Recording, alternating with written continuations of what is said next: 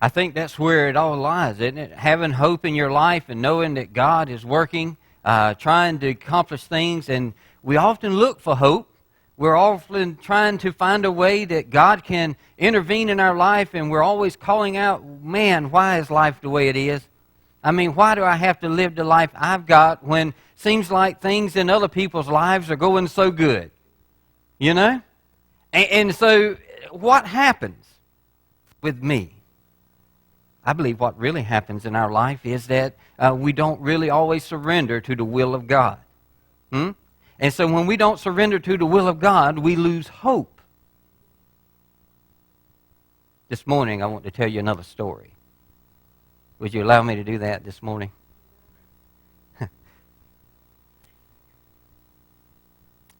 I want us to understand what the proper response to God should be. So just sit there this morning, maybe listen to the story as it unfolds, and maybe you'll get a glimpse of what it was like for those who were there and the people who were affected by it. I remember it so well that day. We were just traveling along, trying to head back up to Jerusalem.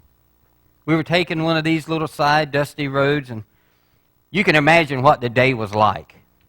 It had been so arid and dry, and as we walked, the dust was all around us, and it would, every step you would take, you would see dust just puffing up around your feet.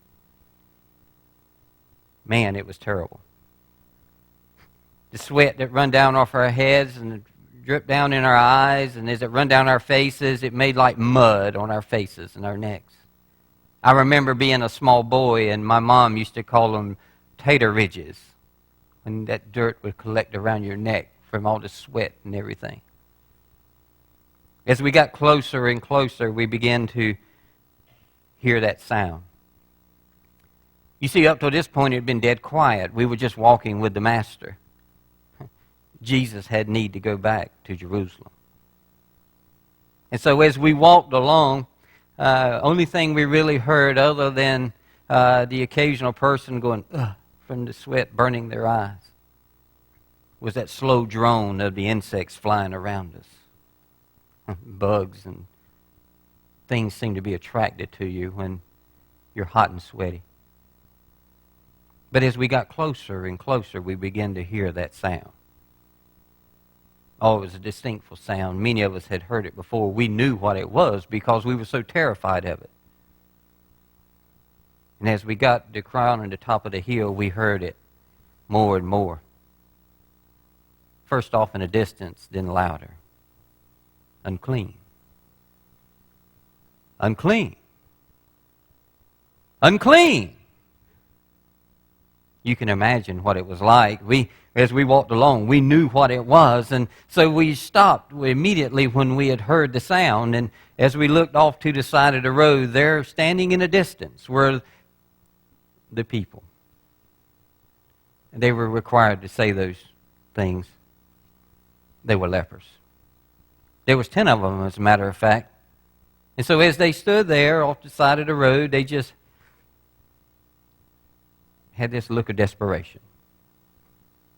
A lot of them were shortened and twisted and marred and disfigured.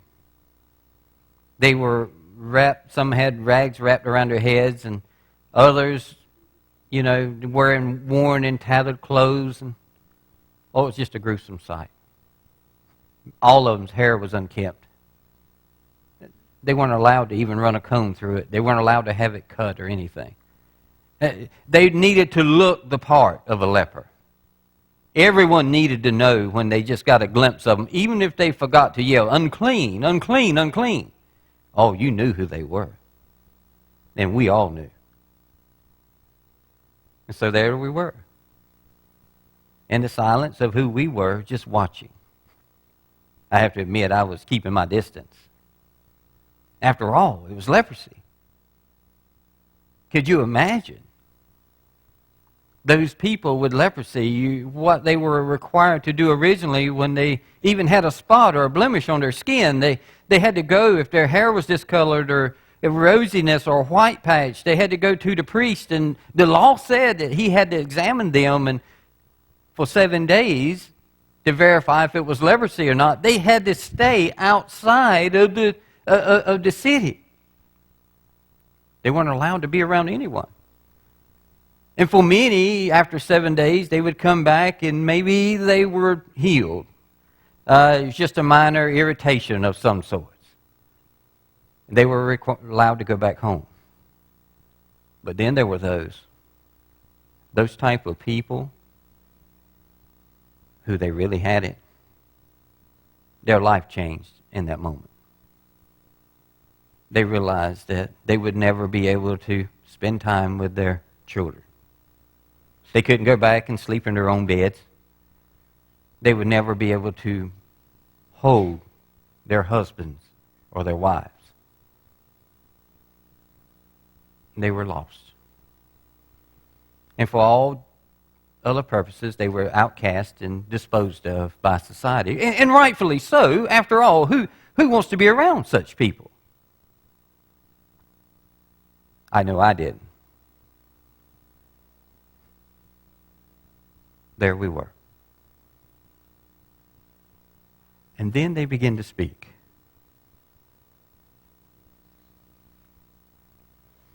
First one says this: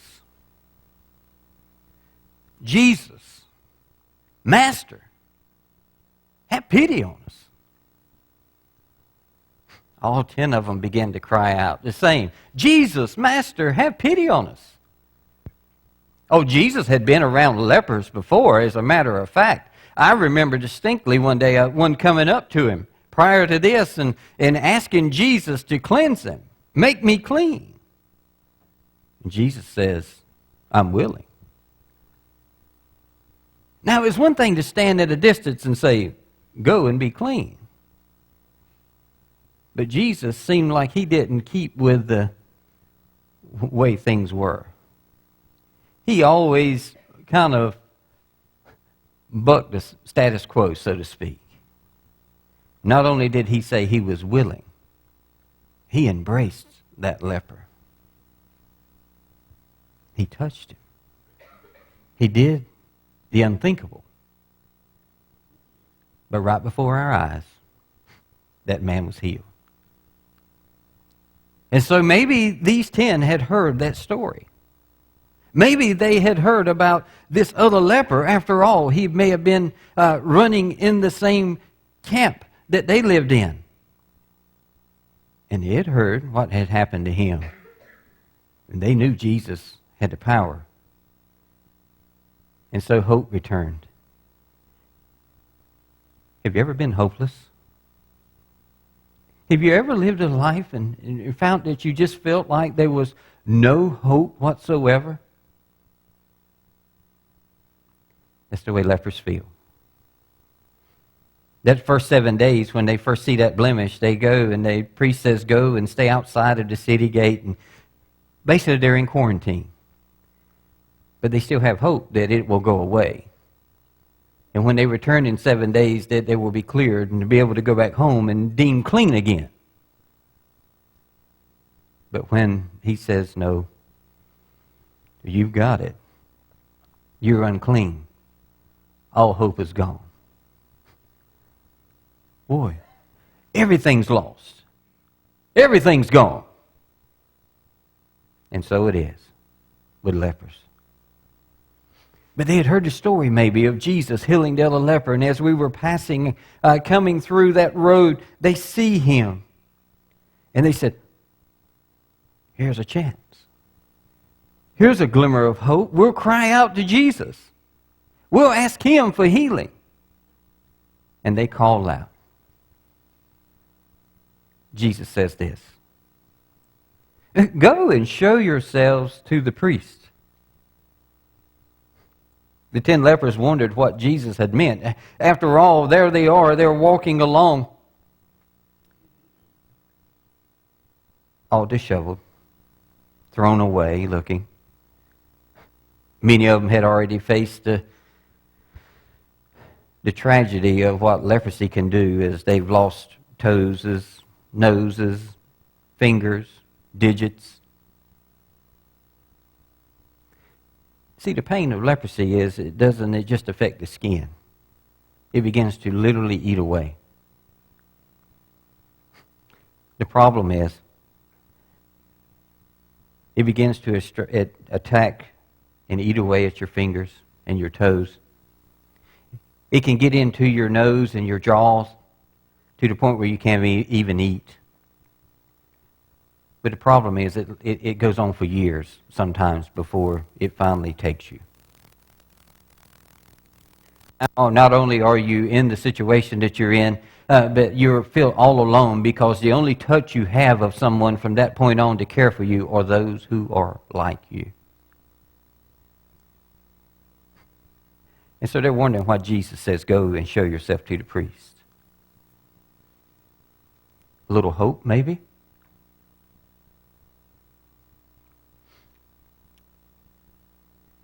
Why else would he have said to do that? We knew that anyone who is healed of a skin disease requires that pronouncement. But we kept asking. We saw the people. We saw the faces. We saw the disfigurement. And Jesus says, go show yourself. They decided they would do just that. And they began to go. And as they began to walk away, these shrunken and disheveled bodies and distorted and contorted bodies began to, as they walked, first along shuffling and then gradually walking more and more, began to be upright and erect. And we saw them as normal men. And then it hit us. Jesus had healed them. This time he did not embrace them, but this time he simply spoke the word, but healing had taken place. Hope was found.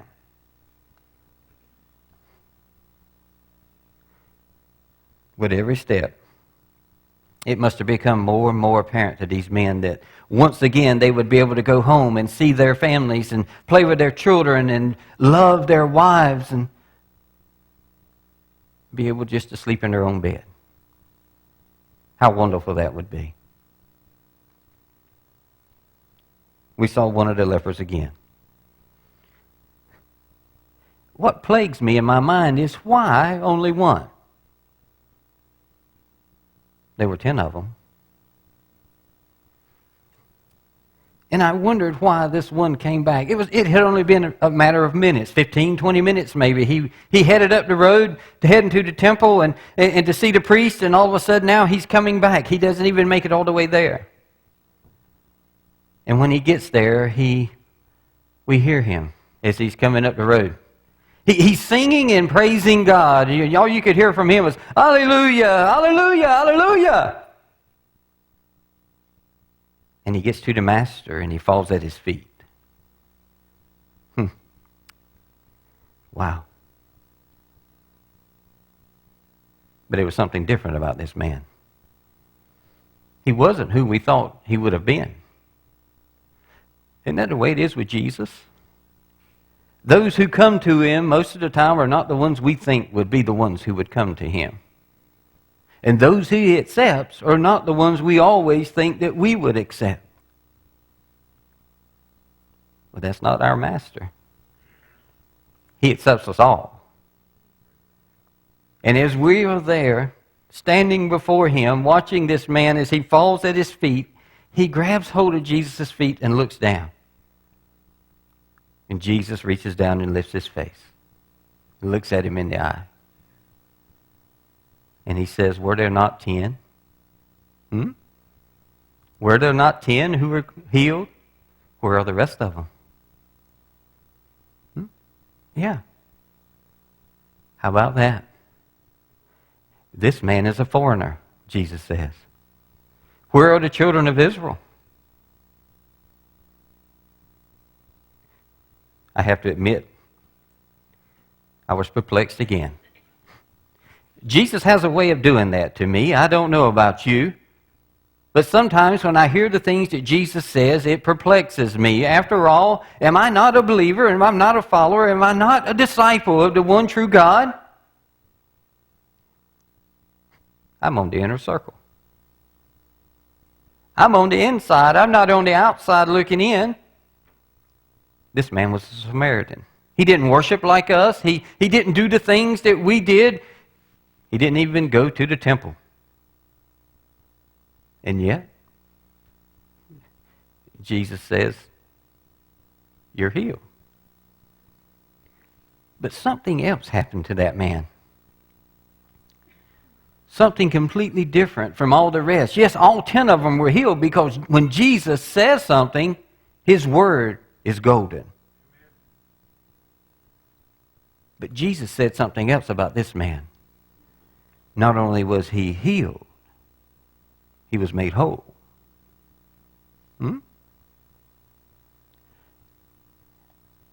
And in my dealings with people and in running around and ministering as the Master sends me out, a lot of time I find people who have found healing, but they've never been made whole. And I wondered that day as I talked with the rest of the disciples, wow, which one are we? After all, we're Jesus' boys. We're right there with Him. But if it had been me, how would I have responded? The law only required that I go back and show myself to the priest, and then I could quickly go back and join my household and take up my farm and whatever else I wanted to do and sleep in my own bed and just get back to my normal life. But that's not the way Jesus works. Jesus says, I bring about change in people's lives. And if you're just happy with the status quo, if you're just happy with going through the motions and carrying out the ritual of whatever it is that the law requires or your worship requires, you'll never be whole.